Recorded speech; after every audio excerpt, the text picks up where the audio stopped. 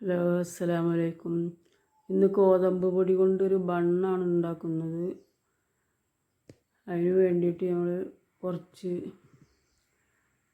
റവ എടുത്തിട്ട് വെള്ളത്തിലിട്ട് വെച്ചിട്ടുണ്ട്.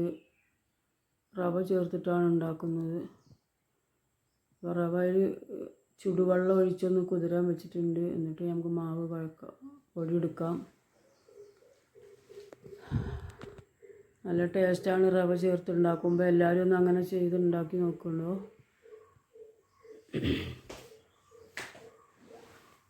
റവ കുറച്ച് നേരം ഒരു 10 മിനിറ്റ് നേരം വെള്ളത്തിൽ കിടന്ന് കുതിർന്നാൽ നല്ല മാവ് പോലെ ആയി കിട്ടും. അങ്ങനെ ചെയ്ത് നോക്കിയാൽ മതി.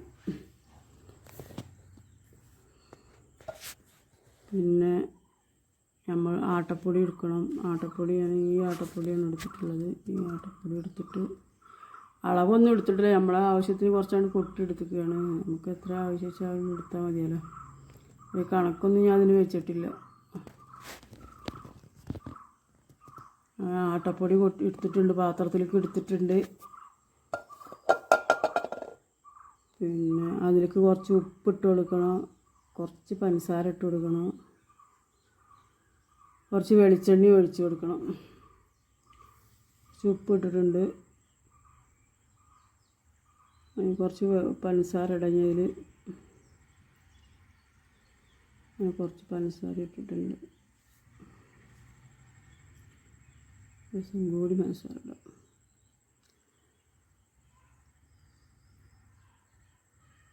അങ്ങനെ കുറച്ച് വെളിച്ചെണ്ണ ഒഴിച്ച് കൊടുക്കുക. വെളിച്ചെണ്ണ ഒഴിച്ചിട്ട് നമുക്ക് അതൊക്കെ ഒന്ന് ഇളക്കി മറിച്ച് ജോയിൻ്റ് ആക്കിയിട്ട് അതിൽ നമ്മൾ ഈ റവ കുതിർത്താൻ വെച്ചപ്പോൾ എല്ലാം കുതിർന്നിട്ടുണ്ട്. അതെടുത്തിട്ട് ഒഴിച്ച് വെള്ളത്തോട് കൂടെ ഒഴിച്ചിട്ട് അതിൽ വേണം മാവ് കുഴച്ചെടുക്കാൻ. ഇങ്ങനെ കുഴച്ചെടുത്തിട്ട് നല്ല സോഫ്റ്റാക്കി കുഴച്ച് കുറച്ചൊരു 10 മിനിറ്റ് റെസ്റ്റ് ചെയ്യാൻ വെക്കുക. അപ്പോൾ നമുക്കിതൊരു ഫില്ലിങ് ഉണ്ടാക്കണം. ആ ഫില്ലിങ് ഉണ്ടാക്കാൻ വേണ്ടിയിട്ട് അതുവരെ നമുക്ക് റെസ്റ്റ് ചെയ്യാൻ വെക്കാം. ഫില്ലിങ് ഉണ്ടാക്കാൻ വേണ്ടി ഉരുളൻകിഴങ്ങ്, ക്യാരറ്റ്, കുറച്ച് നട്ട്സ് എടുത്തിട്ടുണ്ട്. ഒരു പച്ചമുളകുണ്ട്. പച്ചമുളക് അതിൽ പെട്ടിട്ടില്ല. അങ്ങനെ അത് കുക്കറിൽ കഴുകിയൊക്കെ തൊലി കളഞ്ഞ് കുക്കറിലിട്ടിട്ട് നമ്മുടെ ഉരുളൻകിഴങ്ങ് വെച്ച് 2 വിസിൽ വരുവോളം വേവിച്ച്, ക്യാരറ്റൊക്കെ വേവിച്ച് ഉടച്ചെടുത്തിട്ടുണ്ട്.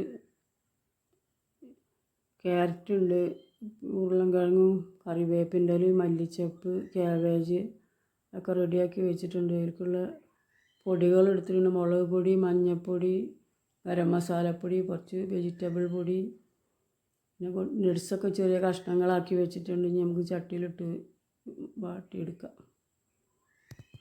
മസാല ആക്കിയെടുക്കാം. അതിന് വേണ്ടി ചട്ടി അടുപ്പത്ത് വെച്ചിട്ടുണ്ട്. അതിലേക്ക് വെളിച്ചെണ്ണ കുറച്ച് ഒഴിച്ചിട്ട് വെളിച്ചെണ്ണ ചൂടാവുമ്പോൾ അതിലേക്ക് നട്സ് ഇട്ട് കൊടുക്കണം. ആദ്യം നട്സ് ഇട്ട് കൊടുത്തിട്ടുണ്ട്. ഇനി അത് ഒന്നിങ്ങനെ വഴണ്ടി വരുമ്പോൾ, ഒന്ന് മൂത്ത് വരുമ്പോൾ അതിലേക്ക് നമുക്ക് പച്ചമുളക് ഇട്ട് കൊടുക്കാം. പച്ചമുളക് ഇട്ട് കൊടുത്ത് ഒന്നിങ്ങനെ വഴറ്റിയിട്ട് പിന്നെ അതിലേക്ക് അങ്ങ് എടുത്ത് വെച്ച പൊടികൾ ഇട്ട് കൊടുക്കുക. നമുക്ക് പൊടികൾ സ്റ്റൗവ് കുറച്ച് വെച്ചിട്ട് പൊടികൾ ഇട്ട് കൊടുക്കണം.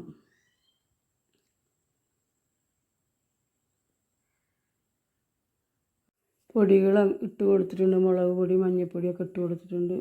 എനിക്ക് വെച്ച മസാലപ്പൊടികളൊക്കെ ഇട്ട് കൊടുത്തിട്ടുണ്ട്. ഇനി അതൊന്ന് കുറഞ്ഞ തീയിൽ വെച്ചിട്ട് നമുക്കൊന്ന് മൂപ്പിച്ചെടുക്കാം.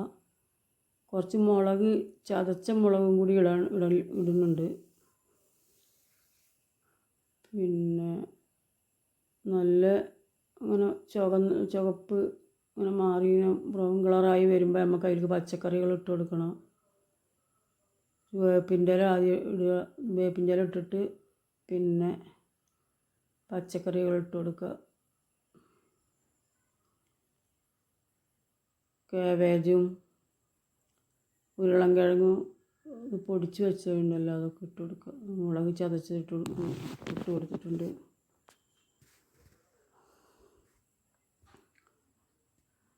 മുളക് ചതച്ചതൊക്കെ ഒന്ന് മൂത്ത് വരുമ്പോൾ നമുക്ക് അതിലേക്ക് കാബേജും ഉരുളൻകിഴങ്ങും ക്യാരറ്റും പുഴുങ്ങി വെച്ചതുണ്ട്, പുഴുങ്ങി ഉടച്ച് വെച്ചത്, അതൊക്കെ ഇട്ട് കൊടുക്കുക. നമുക്ക് കാബേജ് ഇട്ട് കൊടുത്തിട്ടുണ്ട്. അതൊന്ന് വരട്ടി വാടിയ ക്യാബേജിലേക്കുള്ള ഉപ്പ് നമുക്ക് കുറച്ചിട്ട് കൊടുക്കുക. ഉരുളൻകിഴങ്ങും ക്യാരറ്റ് നമ്മൾ പുഴുങ്ങുമ്പോൾ ഉപ്പിട്ടിട്ടാണ് പുഴുങ്ങിയത്. ഇതിലേക്ക് ഉള്ള ഉപ്പ് ചേർത്താൽ മതി, ക്യാബേജിലേക്കുള്ള ഉപ്പ് ചേർത്താൽ മതി.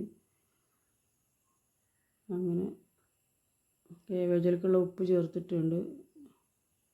ഇനി നമുക്ക് അതിലേക്ക് ബാക്കിയുള്ള വേവിച്ച് വെച്ച ഉരുളൻകിഴങ്ങും ക്യാരറ്റും ഇട്ട് കൊടുക്കുക. ഇതൊക്കെ ഇട്ട് കൊടുത്തു കഴിഞ്ഞാൽ നമുക്ക് ഇളക്കി മറിച്ച് ഒക്കെ ഒന്ന് ജോയിൻ്റ് ആക്കണം. കുറച്ച് മല്ലിച്ചപ്പും ഇട്ട് കൊടുക്കണം. അങ്ങനെ നമ്മുടെ മസാല ഒക്കെ റെഡിയായി, കൂട്ടി വെച്ചൊക്കെ മസാലയൊക്കെ റെഡി ആയിട്ടുണ്ട്, വെന്ത് വന്നിട്ടുണ്ട്. ഇനി നമുക്ക് കുറച്ച് മല്ലിച്ചപ്പിട്ട് ഇളക്കിയിട്ട് നമുക്കതൊരു പാത്രത്തിലേക്ക് ആക്കാം. ഒരു പാത്രത്തിലേക്ക് ആക്കിയിട്ടുണ്ട്. ഇനി നമുക്ക് കുഴച്ച് വെച്ച മാവ്, നല്ല ടേസ്റ്റുള്ള മസാലയൊക്കെ ഉണ്ടാക്കിയിട്ടുണ്ട്. ഇനി കുഴച്ച് വെച്ച മാവ്, മസാല അടിപൊളിയാണ്, നല്ല ടേസ്റ്റാണ്. എല്ലാവരും ഈ മസാല ഒന്ന് ഉണ്ടാക്കി നോക്കി. ഇനി നമുക്ക് കുഴച്ച് വെച്ച മാവ് എടുത്ത്, മാവൊക്കെ നല്ല സോഫ്റ്റായി വന്നിട്ടുണ്ട്. ഇനി ആ ഫില്ലിങ് ഉണ്ടാക്കുന്ന സമയം റെസ്റ്റ് ചെയ്യാൻ വെച്ചത് പരത്തി എടുത്തിട്ടുണ്ട്. പരത്തിയെടുത്ത് നമുക്ക് ഇനി മസാലയൊക്കെ നിറച്ച് ഉണ്ടാക്കിയെടുക്കണം.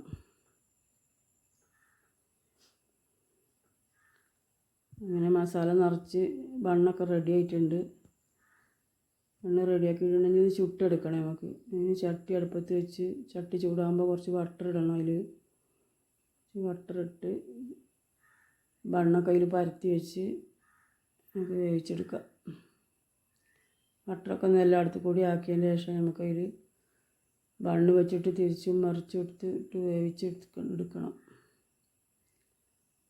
അങ്ങനെ ബണ്ണയിൽ വെച്ച് കൊടുത്തിട്ടുണ്ട്. വട്ടം കുറഞ്ഞ ചട്ടി ആയതുകൊണ്ട് നമുക്കൊരു 3 വെച്ച് വേവിച്ചെടുക്കാം. അങ്ങനെ ഒരു ട്രിപ്പിന് 3 ആയിട്ടാണ് വേവിച്ചെടുക്കാൻ പറ്റുള്ളൂ, ചെറിയ ചട്ടി ആയതുകൊണ്ട്. ദോശച്ചട്ടിയാണ് അപ്പച്ചട്ടിയാണ് എടുത്തിട്ടുള്ളത്. അപ്പോൾ അങ്ങനെ ഇനി തിരിച്ചും മറിച്ചിട്ട് ഇത് വേവിച്ചെടുക്കാം നമുക്ക്.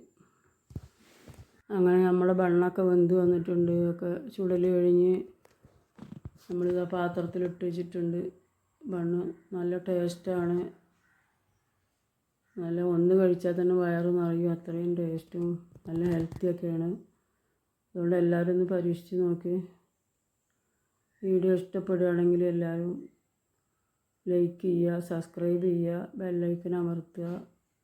ഇഷ്ടപ്പെട്ട കൂട്ടുകാർക്കൊക്കെ ഷെയർ ചെയ്യുക. അസ്സലാമു അലൈക്കും.